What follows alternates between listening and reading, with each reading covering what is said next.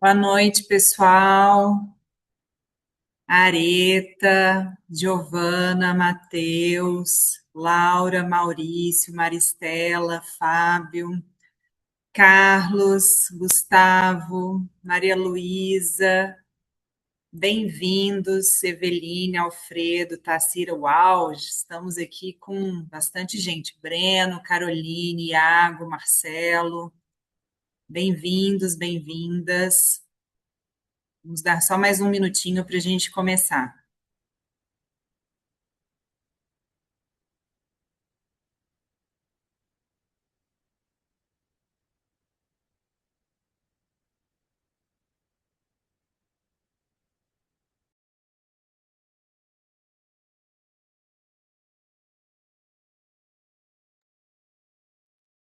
Vamos lá, pessoal. Boa noite mais uma vez a todos e todas.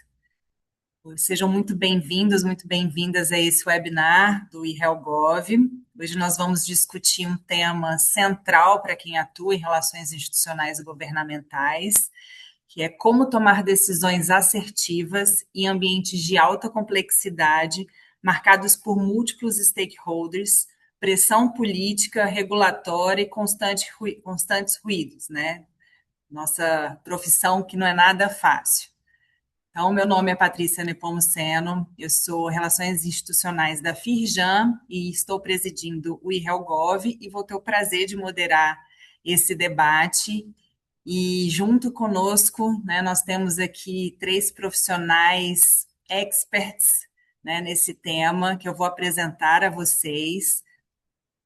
Gostaria de dar as boas-vindas a Maria Aparecida de Almeida Santos. Ela é a coordenadora geral do livro Tomada de Decisão e possui sólida formação acadêmica em liderança, coaching executivo e desenvolvimento organizacional.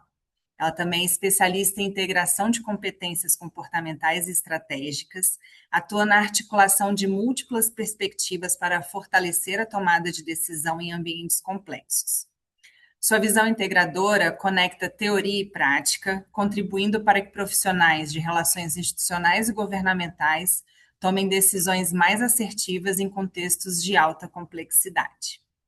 Também dou boas-vindas aqui ao nosso querido Bernard Smith. Ele é executivo sênior em relações institucionais, governamentais e negócios internacionais, com experiência no Brasil, Europa e Estados Unidos. É doutor pela Université de Bordeaux, mestre pela Munich Business School e tem um MBA pela FGV. Atua em ambientes regulatórios complexos, reputação corporativa e engajamento de stakeholders. É nosso associado e integra o comitê acadêmico. É coautor do capítulo Ambientes Multiculturais no livro Tomada de Decisões e contribui com perspectiva de como diferenças culturais e múltiplos interesses afetam a tomada de decisão estratégica em contextos institucionais e governamentais. Por fim, também dou boas-vindas ao Adriano Bandini, que é psicólogo, palestrante, especialista em neurociência aplicada à liderança e tomada de decisão. É pós-graduado em economia comportamental e tomada de decisão pela FIA e é coautor dos capítulos Coragem e Autoconsciência e Diversidade Cognitiva no livro Tomada de Decisão. Sua expertise ajuda profissionais de relações institucionais e governamentais a desenvolverem maturidade emocional, reduzir vieses e promover diversidade cognitiva em ambientes de alta complexidade, pressão política e múltiplos stakeholders. Os ambientes institucionais e governamentais, eles apresentam características únicas, né, e amplificam os desafios na tomada de decisão. Diferente dos contextos corporativos privados, as decisões governamentais, elas envolvem múltiplos stakeholders com interesses diferentes e muitas vezes divergentes, marcos legais complexos e pressões políticas e horizontes de tempos que são muito diferentes, né? Essa complexidade não apenas torna essas decisões mais difíceis, mas ela torna os vieses cognitivos mais prováveis e mais prejudiciais. E é sobre isso que a gente vai falar. Eu vou começar perguntando para Maria Aparecida qual foi a motivação para reunir tantas mentes brilhantes, hoje a gente tem aqui, né, três delas, e organizar essa obra que gira em torno de uma temática que é tão essencial para o ambiente corporativo e principalmente nessa conexão com o poder público, nesse relacionamento institucional e governamental. Você quer saber qual foi a minha motivação pessoal? A motivação pessoal, profissional, o que que te A levou a questão escrever essa obra? primeiro, o desafio de escrever. Eu recebi um desafio de escrever. Aí eu falei, bem, já que vou escrever sobre o quê? E dos vários temas que apareceram, teve um que brilhou, chamou a atenção, que é o tomada de decisão. E aí é tomar decisão em contextos complexos. Porque a todo momento nós estamos decidindo. Só que a gente acaba decidindo antes de decidir. E aí o desafio foi fazer um livro em que eu trouxesse diferentes especialistas para cada um na sua área falar sobre o que afeta a tomada de decisão, para ela ser mais consciente, para que a pessoa consiga não só olhar o contexto, olhar os atores, olhar os interesses, olhar as relações, mas muito mais perceber em mim o que me leva a decidir por tal coisa. E esse processo de consciência fazer com que eu não decida cegas, decida, eu falo assim, com presença, com certeza. Foi isso, eu adorei o desafio de conviver, chamar pessoas diferentes para falar de formas diferentes sobre esse desafio diário e cotidiano nosso. É por aí. Excelente. Falando em desafios, né? Eu acho que a coragem para quem precisa influenciar um tomador de decisão ou ser o tomador de decisão é essencial. E foi muito interessante que esse foi um dos temas que foi abordado pelo Adriano no livro, né? Que a gente estamos ansiosos para ler todos. E aí eu gostaria que você falasse um pouco, Adriano, sobre essa questão da coragem e da autoconsciência, né? Como que elas influenciam a qualidade das decisões dentro, né, desse ambiente de alta pressão política e regulatória. E se você também puder trazer um caso mais concreto para ilustrar, né, essa questão da coragem, seria ótimo. Maravilha. Quero agradecer muito aqui o convite, aproveitar essa abertura na minha primeira fala. Eu vou adicionar um elemento de acessibilidade, a gente não combinou isso antes, mas acho que faz parte um pouco do meu trabalho, e depois, se vocês quiserem, fiquem à vontade para fazer também, que é uma audiodescrição. De repente, alguém só ouve, né, nossa gravação como se fosse um podcast, ou ainda alguém com deficiência visual não tem acesso a gente. Então, eu vou fazer uma pequena audiodescrição aqui para aproveitar. E isso marca o lugar de fala, né, que eu vou partir para trazer elementos da diversidade cognitiva, principalmente, né? Eu sou um homem de pele branca, eu tenho cabelos e barbas curtas com alguns fios brancos. Hoje eu estou usando um óculos redondo de hastes pretas, né, um fone de ouvido e um headphone e uma camisa azul. E o meu fundo é uma parede branca com alguns quadros e aquele desfoque estratégico, né, dos nossos aplicativos. Então, um pouco de acessibilidade aqui para as pessoas que estiverem apenas nos ouvindo.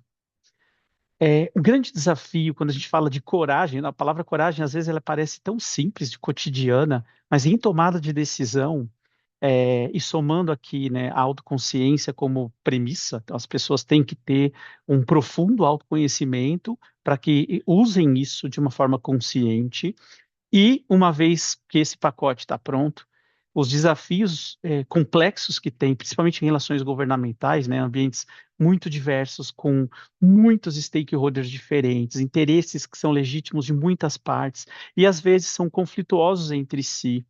A percepção de risco é diferente para cada stakeholder. Às vezes você vai tomar uma decisão e, essa decisão ela precisa considerar ali todos os possíveis impactos.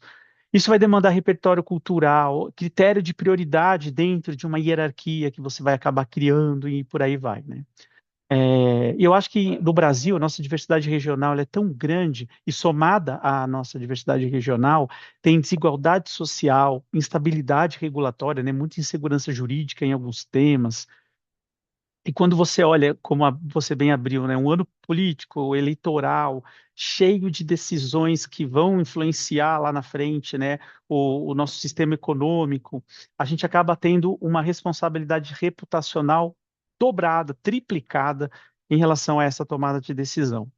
E muita gente paralisa aqui nessa hora, né? Então você vê que a coragem ela vai entrar aqui. Então, como além de ter todo esse cenário mapeado e bem analisado, eu me percebo nele, então aquilo me gera ansiedade, eu estou confortável demais, então pode ser que eu tenha um viés de afinidade para este assunto, mas isso me deixa sem informações sobre outros. Então eu preciso ter ali uma contrapartida. E essa minha percepção é que vai me ajudar a navegar, né, nesses cenários. Quando a gente vai para a prática, eu vou trazer um exemplo de diversidade aqui que eu gosto muito, né? Quando o Brasil debateu, por exemplo, cotas raciais, a gente veio muito forte em 2020 com aquele caso de George Floyd nos Estados Unidos, no Brasil isso entrou forte já com políticas de diversidade que há muitos anos estavam, por grande influência das empresas americanas, entrando nas empresas nacionais também. A gente hoje consolidou, né, um arcabouço importante sobre o tema, mas aquele debate sobre cotas raciais, que começou nas universidades, depois foi para a área privada também, ela gerou uma situação para as empresas super sensível, né? Então, por exemplo, o mercado financeiro, onde eu navego há muitos anos já, nós temos uma consciência enorme sobre a estratégia que está por trás de diversidade, que é maravilhosa. Então, eu tenho pessoas diversas, aumenta a minha inovação, minha capacidade de percepção, a forma como os times trabalham, ele se potencializa, a lucratividade aumenta. Mas eu tenho um monte de clientes que têm posicionamentos políticos e visão de mundos também complexos e diferentes. Então, o meu posicionamento sobre esse tema racial ele vai impactar uma parte de pessoas que gostam do tema e outras que detestam o tema. E ainda há aqui, por exemplo, né, uma visão social importante, né, porque toda a explicação do porquê cotas raciais existem, ela é super polêmica, mas ela é fundamental. Olha, eu já dando aqui, né, o meu posicionamento sobre o tema, eu sou a favor delas e precisamos evoluir sobre esse entendimento. Mas há uma outra parte que fala de ideologização política, corporativa. Então, essa ideologização ela tem um cuidado enorme, porque às vezes ela parece um posicionamento político partidário, mas não é. Ela é sim um posicionamento, mas não político partidário. E olha como a pressão naqueles anos, né, de 2020, 2021 e 2022, cresceu e o cliente queria saber, você, empresa que eu compro, consumo, tenho meu relacionamento financeiro, qual é o seu posicionamento? Isso foi parar na mão de um executivo, de uma executiva. E para você ter esse posicionamento, e quem quiser conhecer os vários posicionamentos, acessem os relatórios de sustentabilidade dessas empresas, lá está declarado esse posicionamento, é o resultado final. Ele demandou muita coragem para levar esse tema para o comitê executivo, para o conselho de administração, para as discussões onde estavam presentes pessoas que eram a favor e eram contra esta temática.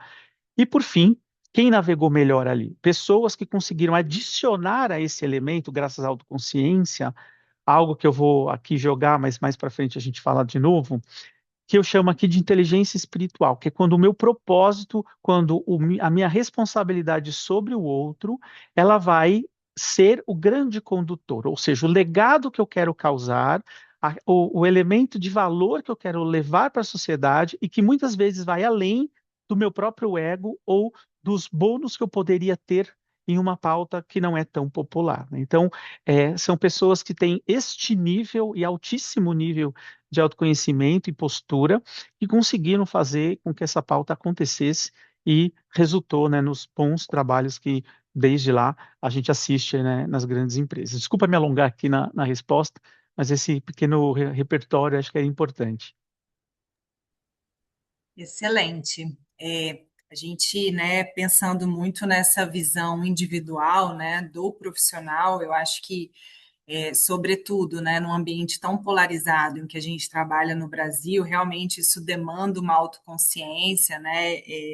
A gente vai falar um pouco dessa parte da inteligência espiritual, mas sobretudo, né, o indivíduo se encontrar na sociedade, né, qual que é o papel dele na sociedade, acho que isso é essencial, inclusive, para a gente poder fazer a defesa das pautas que a gente faz, né, e aí, obviamente, respeitando a individualidade de cada um dos profissionais.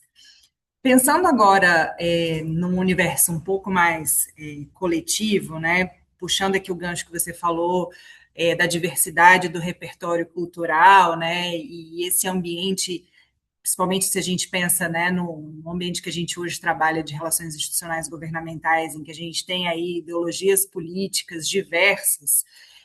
Vou puxar uma pergunta aqui para o Bernard, que é realmente sobre o seu capítulo, né? Você tem uma experiência, inclusive, internacional, e no livro você aborda sobre ambientes multiculturais e de múltiplos stakeholders, né, para a tomada de decisões.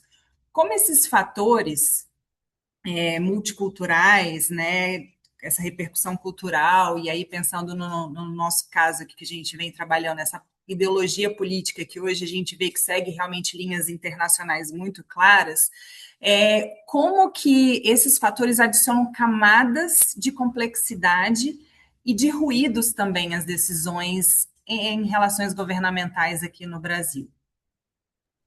Maravilha, Patrícia. Obrigado aqui pelo convite. Boa noite a todos aqui participando. Esses são temas extremamente interessantes e complexos, porque, naturalmente, como o Adriano estava colocando, as pessoas são diferentes.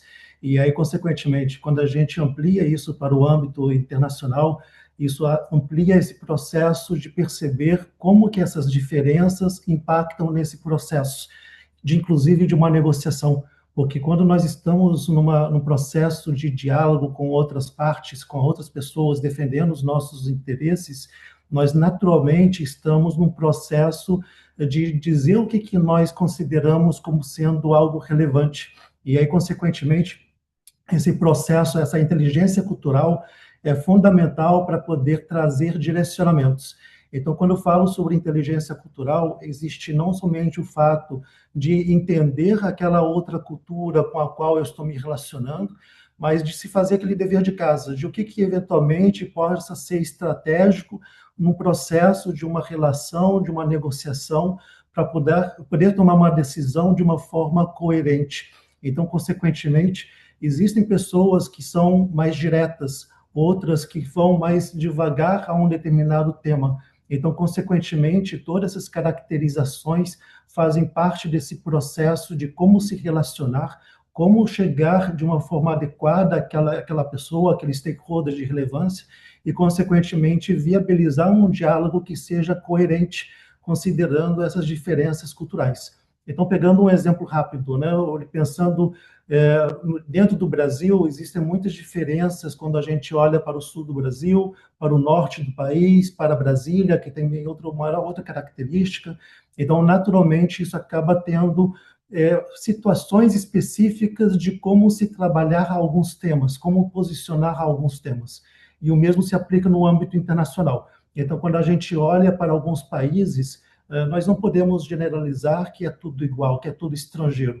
Cada país vai ter uma característica e, consequentemente, alguns vão estar mais propensos a uma negociação mais direta, outros estão mais propensos a fazer embates em uma negociação para poder ver o quanto que pode esticar uma corda numa negociação e, consequentemente, viabilizar aquele processo de ganha-ganha, onde, naturalmente, numa negociação existe uma necessidade que as duas partes estejam ganhando no processo, porque senão não tem uma negociação, simplesmente se corta ali. Então, é um processo interessante, importante, onde existe uma necessidade dessa inteligência cultural para poder viabilizar quais são os meus parâmetros de uma negociação, o que eu quero num diálogo com uma outra parte e, consequentemente, viabilizar um processo de adequação para as duas partes.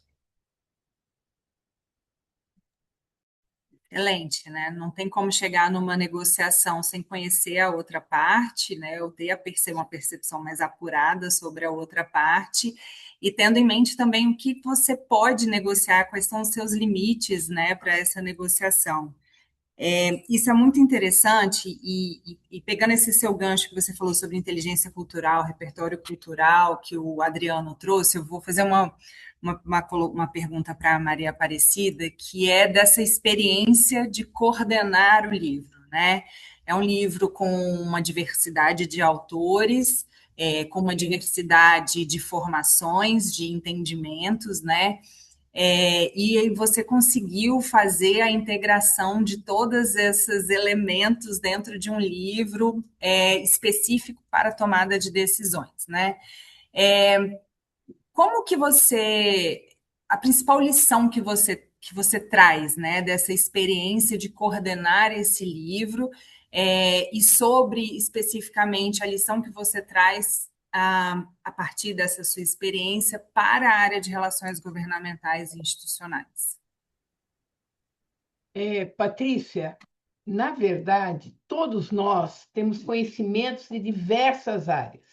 A própria IRELGOV, as pessoas que trabalham dentro desse espaço, desse contexto, lidam com pessoas e contextos e situações e trazem o seu repertório, vamos assim dizer.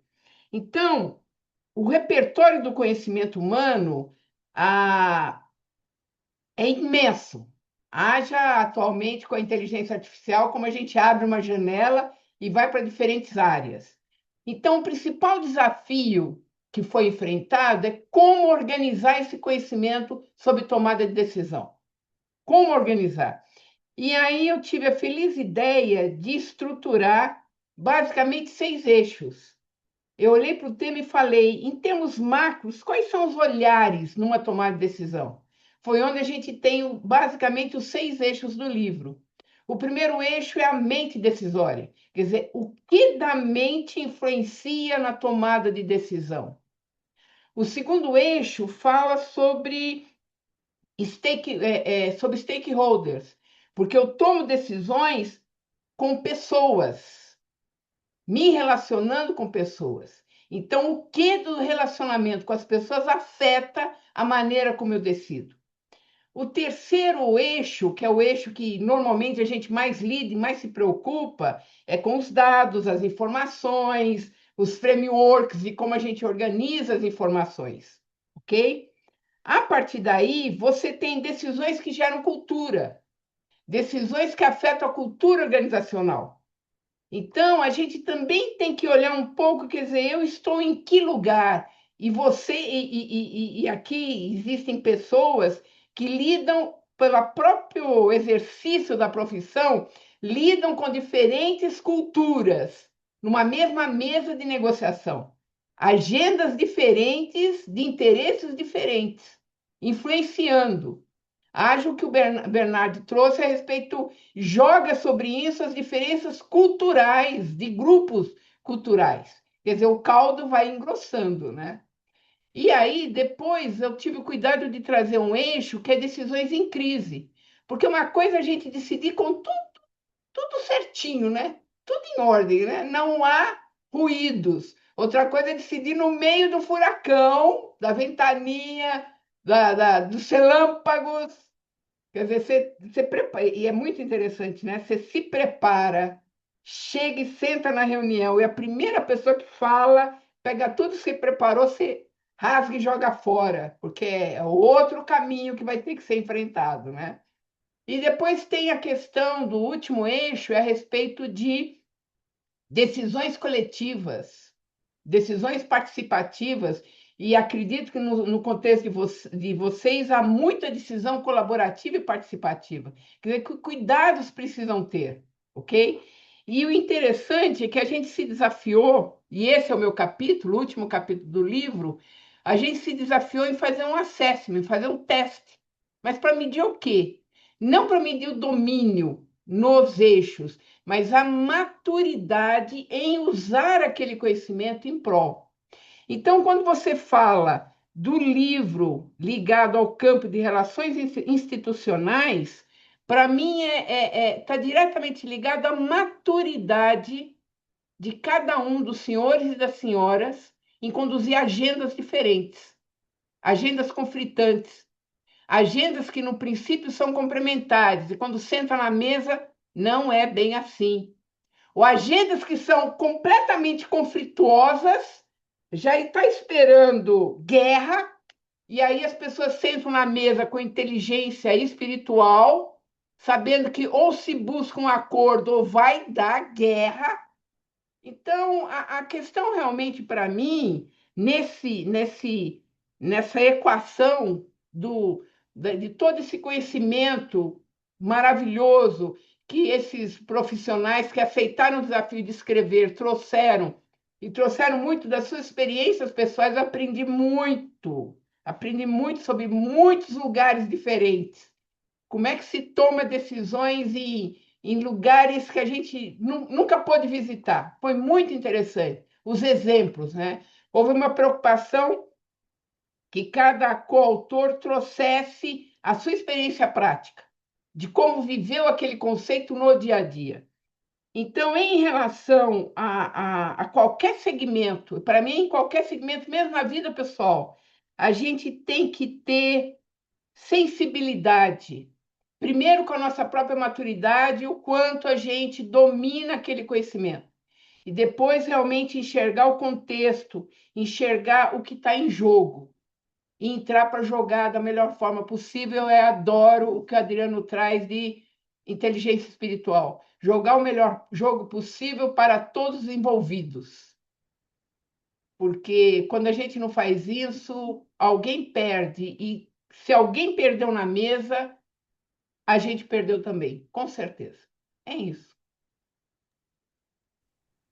Buscar sempre ali nesse jogo um ganha-ganha, né? Afinal de É. contas, a gente está num diálogo, a gente não está numa disputa, né? Quando a gente fala em formulação de políticas públicas, né? Tem que ser boa para todo mundo. Excelente. Assim, a gente parte sempre, né? No IRELGOV a gente tem os nossos modelos de referência para profissionais de relações governamentais e a gente gosta sempre de enfatizar que não existe ali uma formação única do profissional de relações governamentais, né? A gente tem, e essa diversidade de formações, de experiências, elas são importantes para esse ambiente, né, de construção de políticas públicas, de influência do poder público. E eu queria falar um pouquinho sobre diversidade cognitiva que o Adriano aborda no livro, né? Como essa diversidade cognitiva ela pode ajudar as equipes de relações governamentais a tomar as decisões, aliás, a tomar as melhores decisões nesses ambientes complexos. Você acha que essa diversidade ela influencia positivamente na estratégia de relações governamentais? Patrícia, sim, vou começar já direto ao ponto. Ela é fundamental para qualificar as decisões que Helgov toma. Tem aqui, eu vou compartilhar algumas experiências e vou adicionar aqui alguns dos pontos. Quando a gente discute diversidade no mercado corporativo, a gente está falando, no fim do dia, de aumentar o resultado da empresa, de melhorar o atendimento ao cliente, de melhorar a margem de lucro, de diminuir perdas. Isso é o motor lá atrás, então não tem nada de romântico, né, na pauta de diversidade, ela é bem pragmática. Mas para isso dar certo, existe um ponto, né? A liderança que vai governar as pessoas diversas, ela precisa saber fazer essa governança, né? E aí, qual que é o ponto aqui? Quando uma equipe ela é muito homogênea, a tendência desse time é interpretar tudo do mesmo jeito. E você se torna, então, muito limitado na tua capacidade de perceber cenários e aí, no fim, tomar decisões melhores. Então, acho que aqui é o grande ponto de Helgov.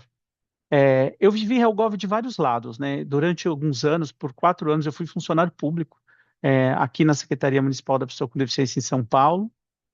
Tive lá a coordenação de projetos de diversidade e inclusão voltados para a pessoa com deficiência, e por, na época, ser a primeira secretaria, a gente atendia uma série de pedidos que vinham do Estado, da Federação, então vivi a criação de política pública pelo lado do poder público, né? Então foi um aprendizado ali bem importante.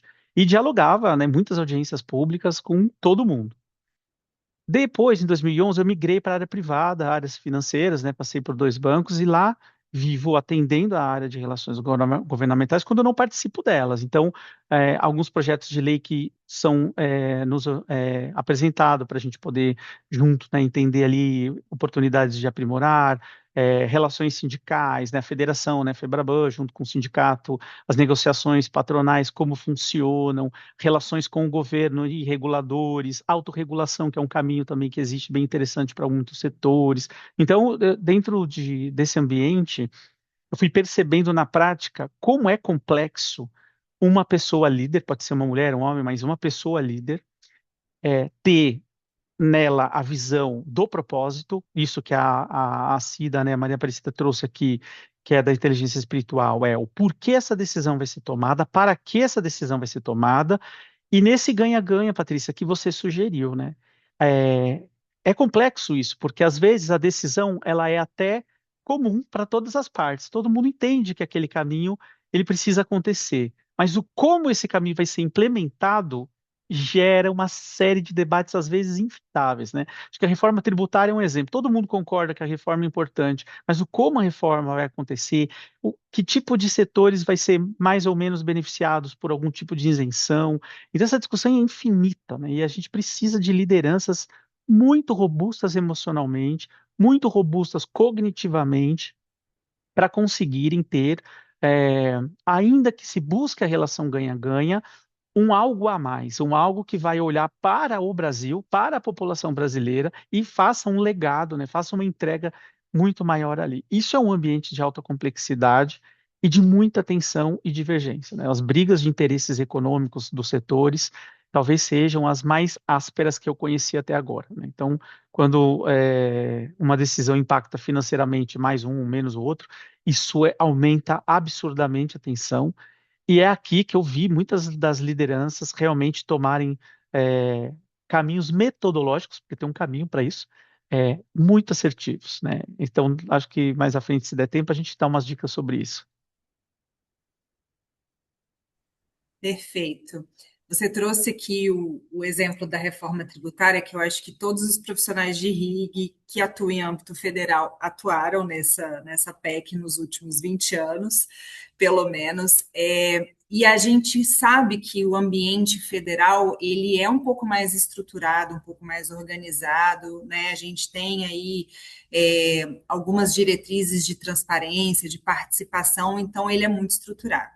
Mas no eHealthGov a gente tem uma diversidade muito grande. Hoje nós somos pouco mais de 600 profissionais associados e muitos deles atuam em ambiente subnacional ou em ambiente internacional também, né?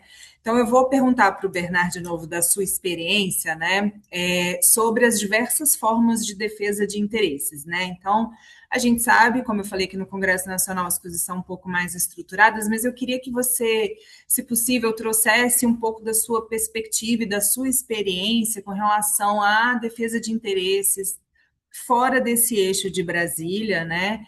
Se você puder trazer alguma experiência internacional, seria ótimo, mas como que o profissional de relações governamentais ele pode utilizar dessa coragem, dessa inteligência emocional para atuar em ambientes que são mais complexos ainda, porque a gente fala de assembleias legislativas que às vezes não tem uma pauta divulgada, ou a gente está lidando de repente com relações entre países que têm aí uma disputa internacional, seja no âmbito econômico, né, ou, enfim, né, outros tipos de cooperação, que traz ainda mais camadas de complexidade nessa relação.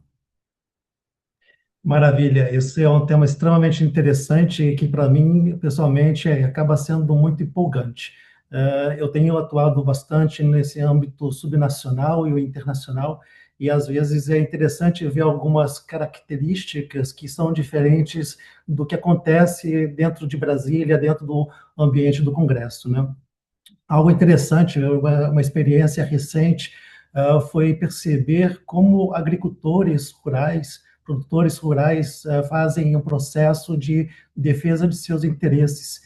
Eu tive a oportunidade de fazer uma pesquisa com com um número bastante interessante de produtores de tabaco para a minha tese de doutorado, e, consequentemente, ficou muito claro que eles utilizam muito as redes sociais para fazer esse diálogo direto com entidades do governo, colocando seus pontos de interesse, quais são as suas angústias, quais são as suas percepções sobre algumas pautas, e isso é defesa de interesses na veia, né?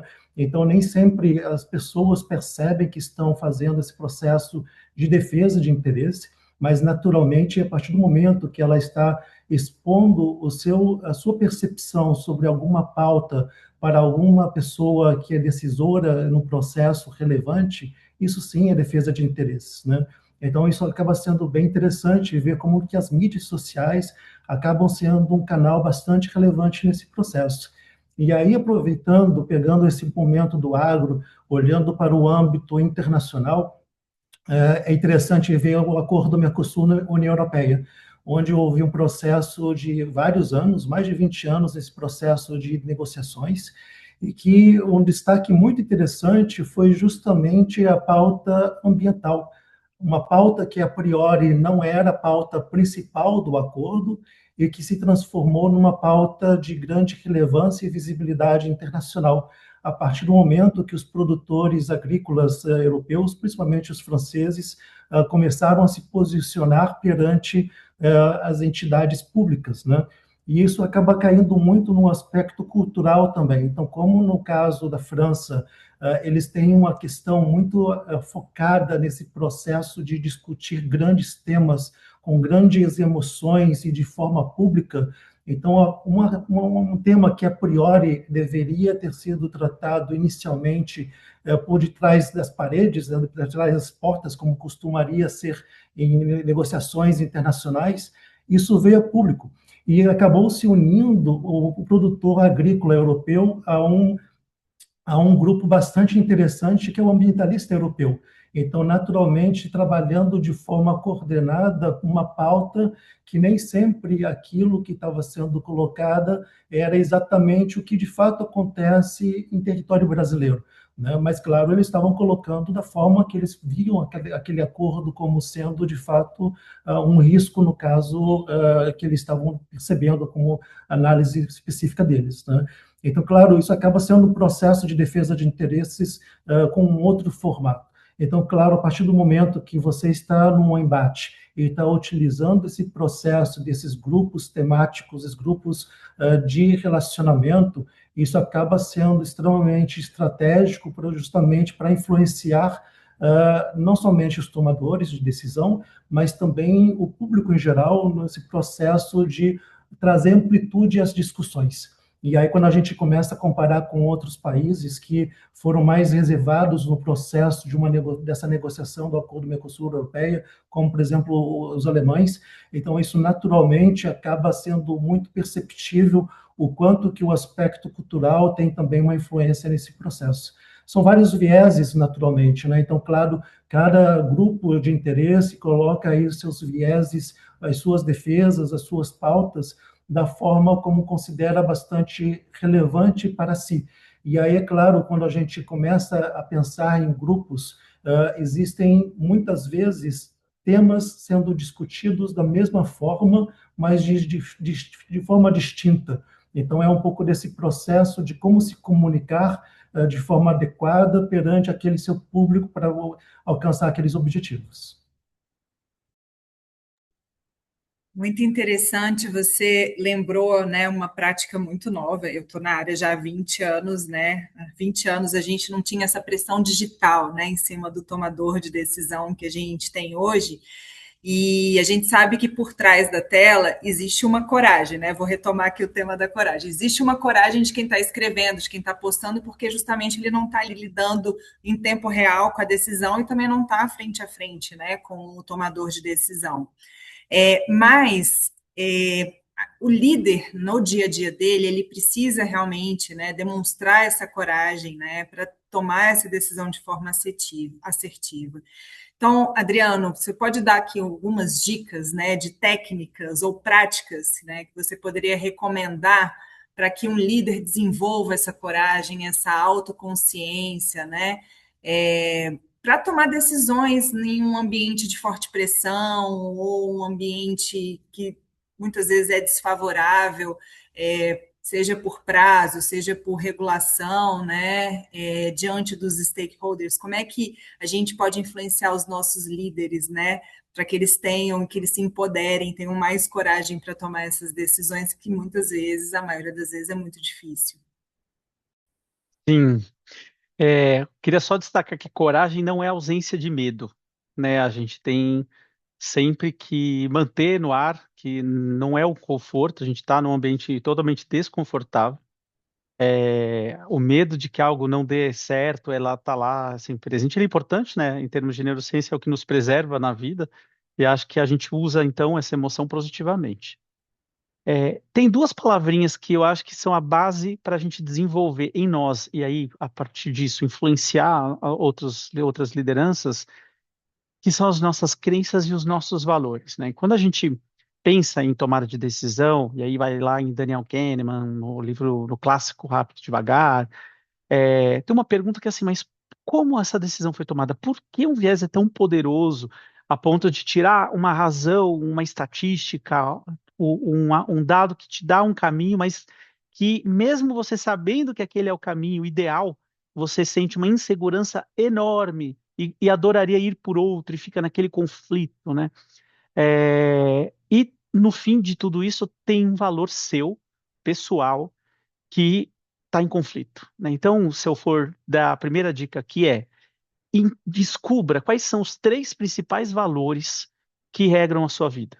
Aquilo que você não negocia, que se acontecer, você sai do seu emprego, você tira sua família daquele ambiente, você se posiciona de uma forma até mais enérgica, porque é visceral, ele move você. Essa é a primeira parte, né? A gente tem que ter consciência de quais são os meus valores. E a crença vem junto. Então, tudo que eu acredito, ela pode ser uma crença pragmática, ela pode ser uma crença que mistura religiosidade, mas ela tem um valor que se realiza a partir daquela crença. Então, quando a gente vai influenciar alguém, e acho que o Bernardo trouxe maravilhosamente bem a complexidade cultural que é cada país, cada época de um país. Imagina, uma lei, uma proposta de acordo que tem mais de 20 anos. Quem idealizou isso talvez nem estejam aqui mais para contar como era a ideia original, né? Então a gente tem gerações diferentes lidando com um projeto que foi atravessando anos e décadas e está aí, hoje finalmente acontecendo, né? Então, a pergunta é, quais são os valores que cada grupo desse, que cada decisor desse está realizando, está querendo realizar no final do dia? E eu tendo consciência do meu, vou conseguir buscar perceber qual é esse outro valor que está na outra pessoa, e isso me dá uma possibilidade de estratégia para encontrar um caminho que viabiliza tudo isso. Então, o primeiro passo é eu conhecer a mim, o meu valor, e a partir disso, encontrar caminhos para entender qual é o valor que o outro não quer abrir mão de jeito nenhum para tudo acontecer. E para isso, a gente tem vários caminhos tradicionalíssimos, né? Acho que a terapia é uma delas, a gente fala muito de terapia, sou psicólogo, não à toa. Acho que você ter a maturidade terapêutica, não é aquela terapia esporádica, vai de vez em quando, não. É aquela que de vez em quando você sai precisando respirar, tomar um ar, tipo, você fica uma semana em off, porque você fica, caramba, aquilo me perturbou de um jeito, porque teve algum valor seu que finalmente foi acionado ali, né? As linhas são várias, você pode escolher qual você gosta, mas esse autoconhecimento ele não é sozinho que se alcança. É preciso ter alguém de fora me provocando, e a partir disso, nessa interação, eu consigo evoluir. Segundo, são as mentorias e as trocas que a gente tem profissionalmente. Então, essas práticas de feedback estruturados são maravilhosas. E isso inclui pessoas e interlocutores que são fora do meu rol, principalmente. Eu lembro que é, num dos grandes processos de autoconhecimento que eu me dei ali em vários momentos da vida, fui fazer o lendário Caminho de Santiago de Compostela, lá andar 100 quilômetros, rota milenar, maravilhoso. E aí eu pedi feedbacks por escrito, papel, caneta, aquela ideia de, olha, me fala, o que você acha que eu faço bem, que é legal eu continuar fazendo, e o que você detesta, que eu faço, às vezes nem percebo, mas bota lá. E aí eu pedi para amigos, familiares, pessoas do meu trabalho, pessoas clientes, enfim. E aí levei aquele peso de papel lá até determinada fase do caminho, e onde eu comecei a ler esses feedbacks. E foi muito duro ler alguma coisa. E aí vem uma coisa super interessante na diversidade cognitiva. E aí eu vou encerrando a minha fala aqui, tá? É, Eu recebi mais de 50 feedbacks, então eu tinha carta de todo mundo, de gente muito diferente. E algumas pessoas me criticavam por uma coisa e outras me elogiavam pela mesma coisa. Então, eu fiquei assim, caramba, isso é bom ou não? Né? A mesma característica era bom para um e era criticada pela outra pessoa. E a pergunta final era assim: quem sou eu nesse monte de feedback? Então eu abri na véspera de me descartar, né, dessas cartas, que eu deixei num lugar chamado Cruz de Ferro, eu abri todas elas e entendi o seguinte: o que era repetido de vários feedbacks que eu recebi, esse realmente era eu. E eu só consegui chegar nessa essência porque pessoas que pensam muito diferentes, que vêm de lugares muito diferentes, que percebem um mundo muito diferentes, me deram esse norte parecido. Então, aquele monte de coisa igual, sim, sou eu. E desse monte de coisa igual, tinha coisas boas e outras ruins. Então, vou lidar com isso na minha terapia, vou levar isso para minha vida, mas esse sou eu, goste ou não. E todo o resto é o quê? Projeção que as pessoas vivem nelas e jogaram para cima de mim. Então tem um monte de coisa que não é meu, é delas. E aí a coragem de abrir mão de tudo isso, de não atender às expectativas das pessoas. Eu sei que eu vou atender às necessidades que as pessoas têm, mas não os desejos que elas teriam. Então, de novo, né? O que é necessidade que vai valer a vida da pessoa, a qualidade de vida, a dignidade dela, isso é meu foco de trabalho. Mas o desejo dela, que às vezes cria até privilégios, isso eu posso abrir mão. E também tem que ter coragem de fazer isso em algum momento, né? Mas perceber o que é necessidade e o que é desejo é muito difícil. Então a gente precisa ter um trabalho de autoconhecimento profundo e que, no fim, resulta no porquê essa decisão vai ser assim e para que essa decisão vai ser assim, que é a inteligência espiritual que eu tenho defendido. Eu não sei vocês, mas eu estou mais curiosa ainda para ler os capítulos do Adriano depois desse webinar. Maravilhoso. Bom, a gente, no IRELGOV, a gente estruturou modelos de referência para os profissionais de relações governamentais que traz ali sugestões de conhecimentos, habilidades e atitudes que esse profissional tem que ter para estar no cargo em diferentes níveis da profissão, né? E pensando muito nisso, né, eu queria ouvir um pouco do Bernard, sobretudo com relação às negociações internacionais. A gente vem passando aí por uma série de negociações, seja o acordo Mercosul-União Europeia, seja os tarifácios lá do Trump nos Estados Unidos, tem a questão da guerra no Oriente Médio, né? Então, as negociações internacionais, elas estão cada vez mais inerentes nos negócios nacionais, isso a gente não tem como fugir. Então, qual que é a competência, né, para um profissional de relações institucionais e governamentais, que é aquela mais crítica que ele tem que ter para evitar ou pelo menos mitigar os erros na hora da tomada de decisões? Qual que é a dica que você pode dar para os profissionais que estão acompanhando aqui essa nossa conversa? Essa é uma pergunta bem interessante, e aí, comentando também um pouquinho sobre o Adriano, eu também fiz o Caminho de Santiago, então conheço bem o que você está colocando aí, e acaba sendo uma pauta bem interessante, porque nesse processo a gente vai liberando coisas, e isso é uma pauta interessante. E a partir do momento que nós estamos liberando coisas nesse processo do relacionamento, quando a gente olha essas negociações internacionais, é um pouco desse processo de ter essa maturidade cultural do que está por detrás daquela informação que está sendo colocada, né? Então, claro, a partir do momento que nós temos um presidente americano colocando aí algumas pautas, por que ele está colocando aquelas pautas? Existe, de fato, a necessidade de entender esses vieses. E aí, consequentemente, existe uma necessidade de avaliar quais são as pautas correlacionadas a partir do momento que existe uma série de outras discussões que estão em pauta também. Então, não entrando especificamente sobre a política norte-americana, mas eu sempre gosto de trazer uma pauta importante, que é a questão não somente do relacionamento, mas também a questão de como é que você constrói a confiança, porque no final das contas, quando nós estamos numa negociação, nós estamos confiando ou não naquela pessoa com quem eu estou dialogando. E aí, consequentemente, isso é um processo, não é da noite para o dia. Então, se eu estou numa negociação internacional e eu faço essa avaliação com qual características aquele meu par que eu estou num processo de diálogo considera como relevante, e isso é meio caminho andado. E, consequentemente, acaba sendo um facilitador nesse processo de casar pautas sinérgicas. Então, uma pauta que eu sempre gosto de trazer, olhando essas variedades culturais, é interessante observar o Oriente Médio, né? Então, no Oriente Médio, você estabelece a cultura, você estabelece o relacionamento e a confiança aos poucos. Então, você vai num processo de buscar uma sinergia com aquela outra parte, e isso leva tempo. Então, claro que a partir do momento que temos uma negociação onde não necessariamente existe um tempo hábil nesse processo, existe uma necessidade de caracterizar o que vai ser relevante para aquela outra pessoa, considerando aquela cultura.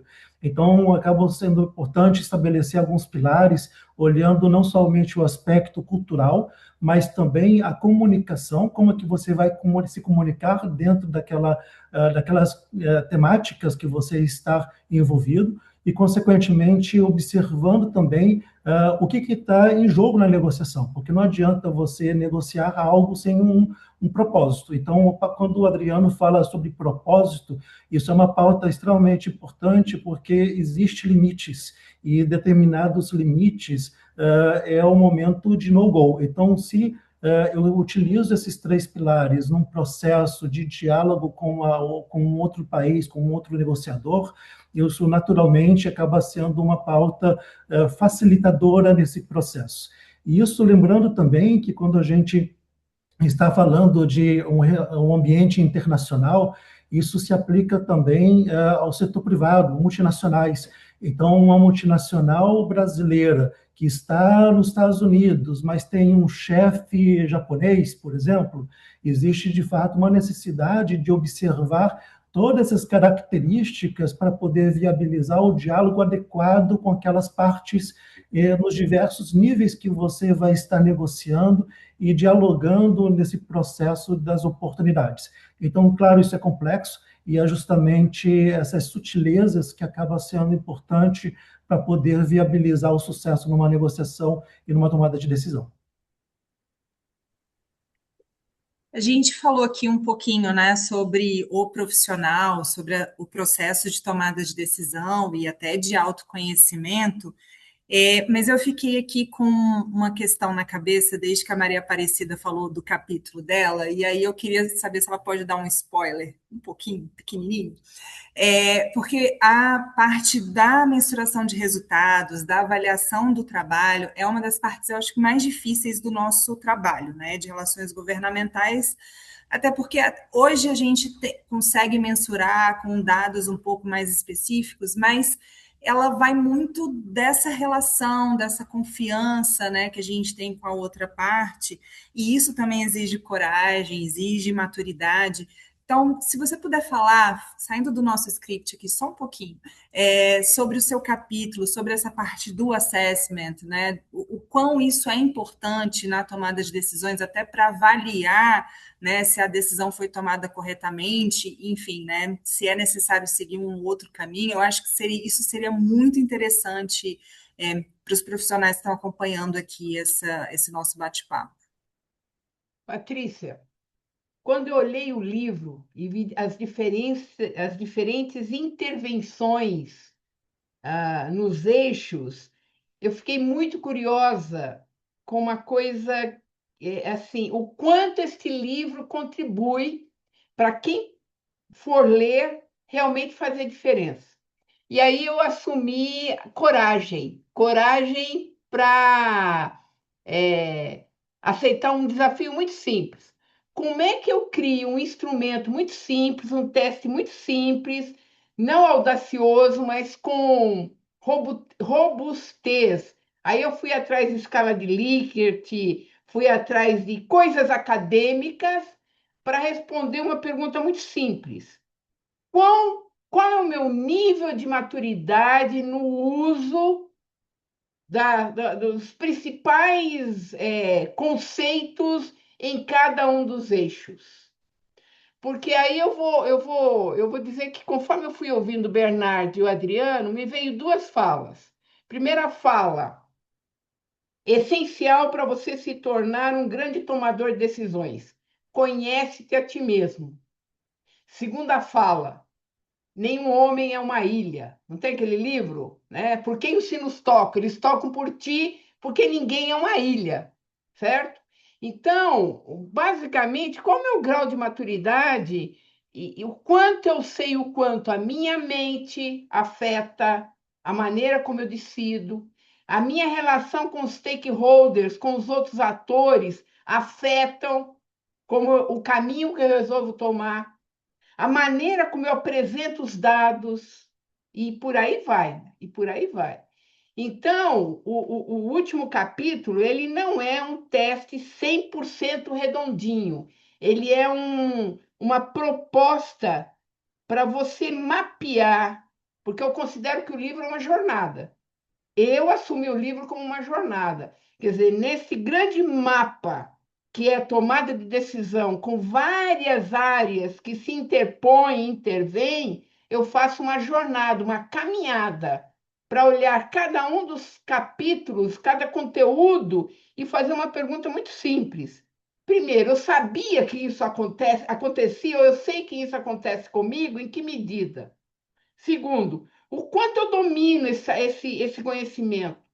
O quanto, no momento que eu estou tomando decisão, eu sei que eu não gosto da cara do Bernard, portanto, eu vou dificultar a vida dele e vou fazer perguntas e ações que, numa mesa de negociação, ele não vai ganhar. Só que eu não tenho consciência disso. Quer dizer, é muito essa coisa da presença no processo, da presença da pessoa no processo, para que a tomada de decisão, a decisão que eu estou tomando, ela realmente ela tem a leitura correta do contexto, meu e dos outros.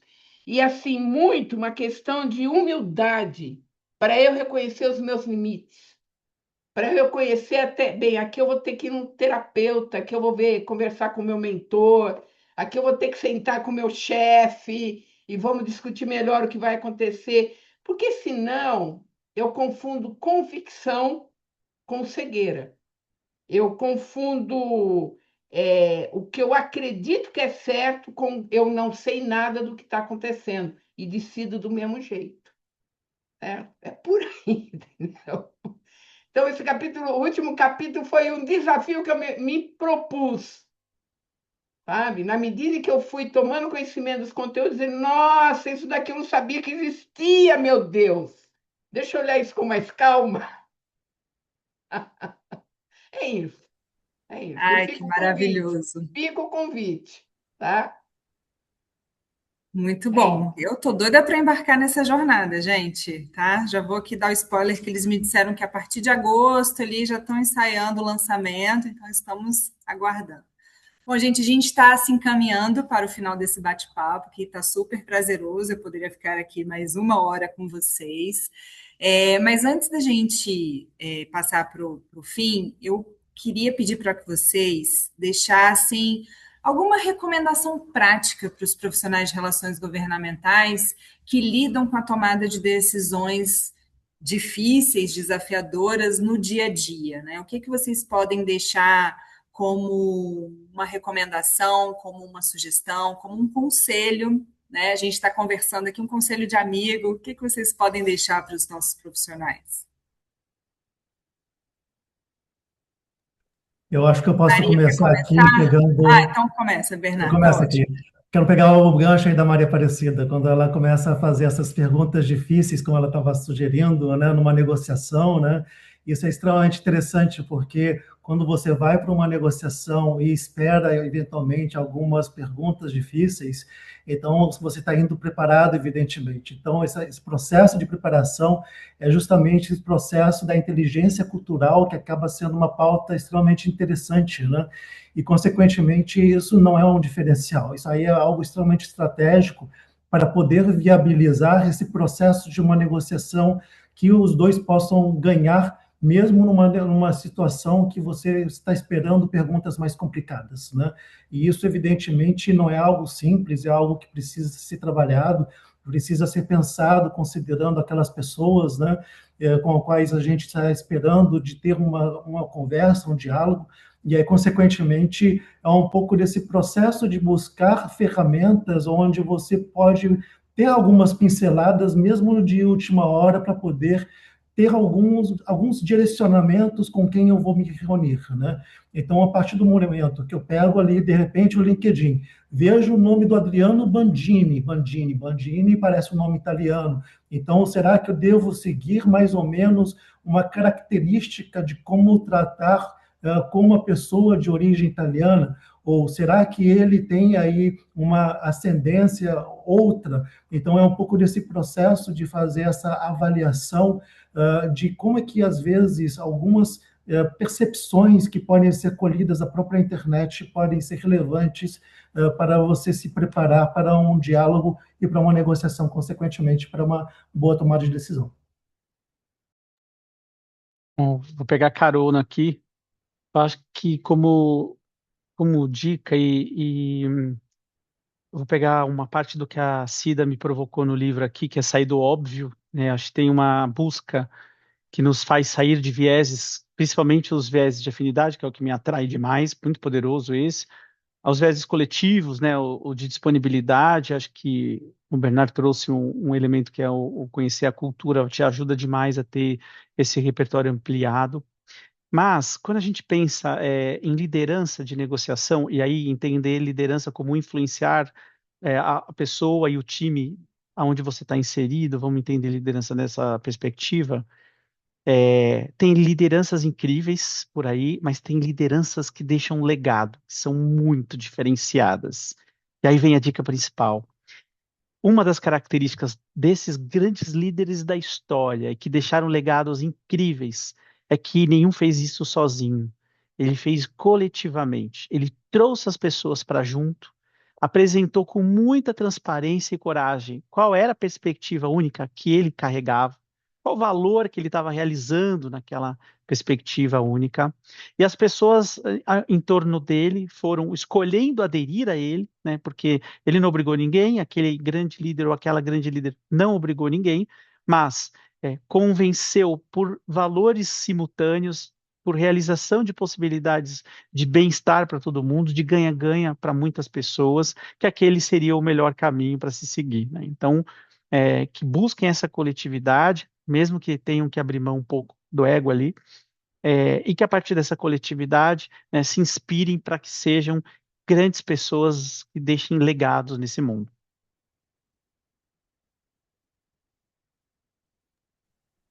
Olha, eu vou repetir o que eu já falei. Conhece-te a ti mesmo e conexão humana baseada em confiança para fazer a diferença. Todos aqui trabalham em áreas extremamente densas, tensas, mas possuem é um grupo de pessoas que possui a tarefa de fazer a diferença. Então, eu só desejo boa sorte e sucesso para vocês nas diversas arenas que vocês enfrentam. E eu parto do princípio que quanto mais eu me conheço, mais eu sei como atuar junto ao outro para fazer diferença. Ah, bem isso. Aliás, esse é um fato, como é que é, Adriano? Esse é um valor que eu tenho, o de fazer a Inegociável. diferença. Fazer Maravilhoso. conexões que fazem transformações, fazer a diferença para o outro. Lugar que eu não posso mais atuar e fazer diferença, perde o brilho. Excelente. Deixa eu dar uma olhadinha aqui no chat. Temos uma pergunta do Breno Medeiros. Pessoal, caso tenha espaço para uma pergunta, vocês acreditam que a diversidade cognitiva está mais ligada à formação acadêmica, qual curso a pessoa fez, ou mais à formação como ser humano em geral? Posso me arriscar aqui? Acho que é para o Adriano, é. É, eu acho que tem um exemplo aqui para ilustrar a diversidade cognitiva, né? A acadêmica faz parte, mas não é a acadêmica. Eu participei de um projeto, de um lançamento de um banco digital, Esse banco digital no começo, ele não deu certo, foi muito difícil ali. E ele é ligado a um outro banco grande, maior. E quando a gente foi compreender a proposta que estava sendo feita de benefícios para as pessoas aderirem ao banco digital, lembrando, né? Era um banco que sem ter ali nenhum tipo de. Era focado em pessoas não bancarizadas, não tinha taxa nenhuma, então era gratuita, né? O acesso à plataforma, e ainda teriam recompensas para as pessoas poderem, na usabilidade, acumular. E o que que deu errado?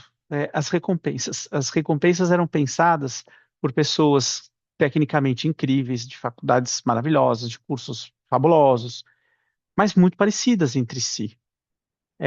Vou dar um exemplo aqui. Um dos benefícios era um desconto na compra de um sorvete de uma marca caríssima, e aí você poderia comprar aquele sorvete que a bola é caríssima por metade do valor. E, de repente, a gente começou a fazer inserção de diversidade de forma geral, diversidade de gênero, de raça, pessoas com deficiência, naquela empresa, né, naquele banco digital.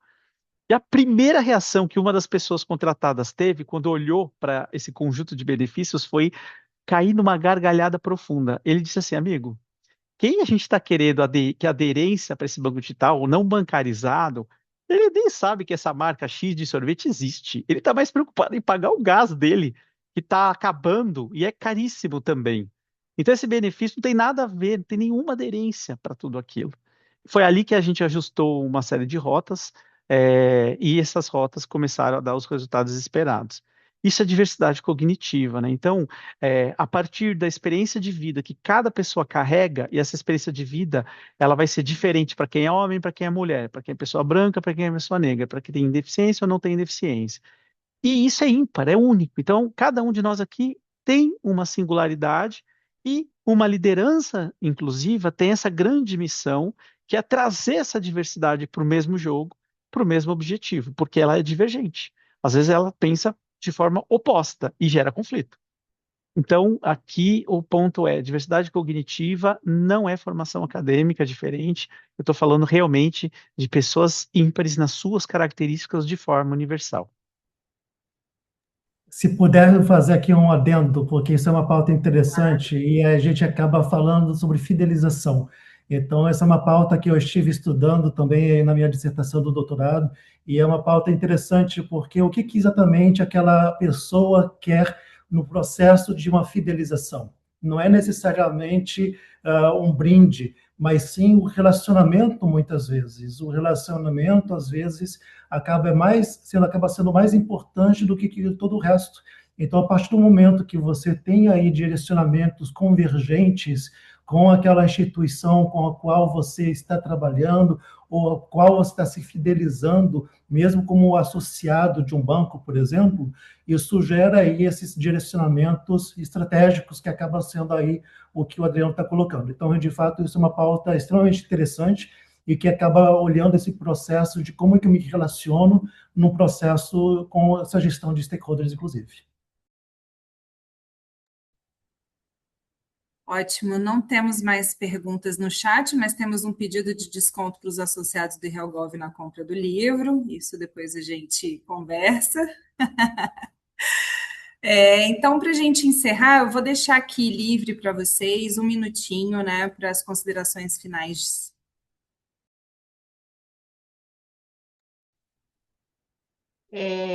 O livro está me trazendo, inclusive, a possibilidade de conhecer mais sobre pessoas que atuam nesse espaço, né, de relações institucionais e governamentais. E assim, eu estou adorando o que vocês fazem. É um belo desafio. Não invejo e desejo muito sucesso.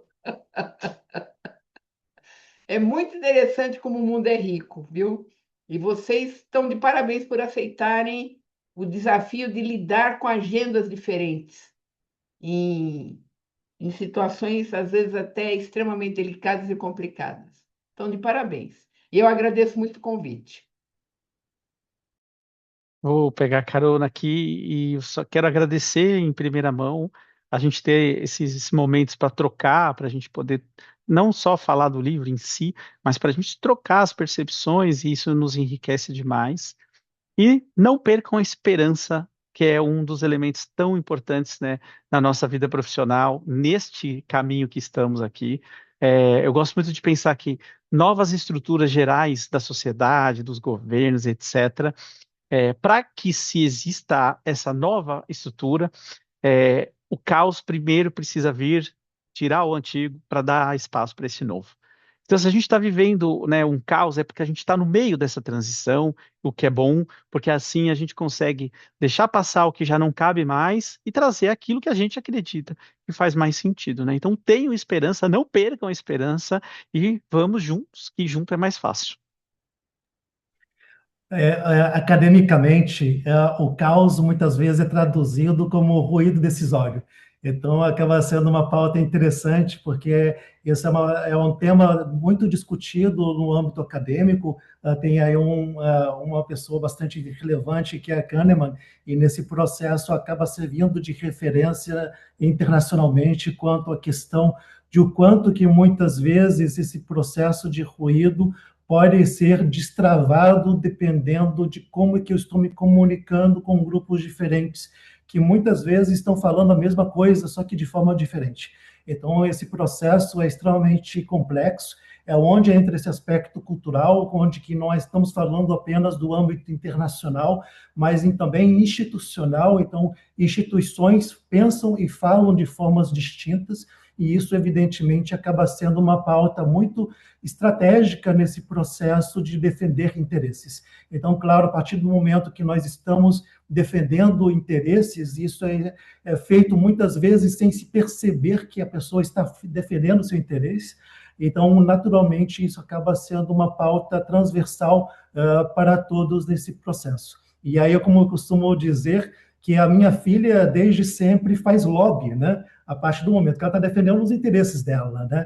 Então, a partir do momento que temos qualquer pessoa nesse processo de ter a possibilidade de defender os seus interesses, as suas percepções, então, naturalmente, isso acaba sendo, de fato, transversal para todos que estão, de alguma forma, querendo chegar a algum objetivo específico.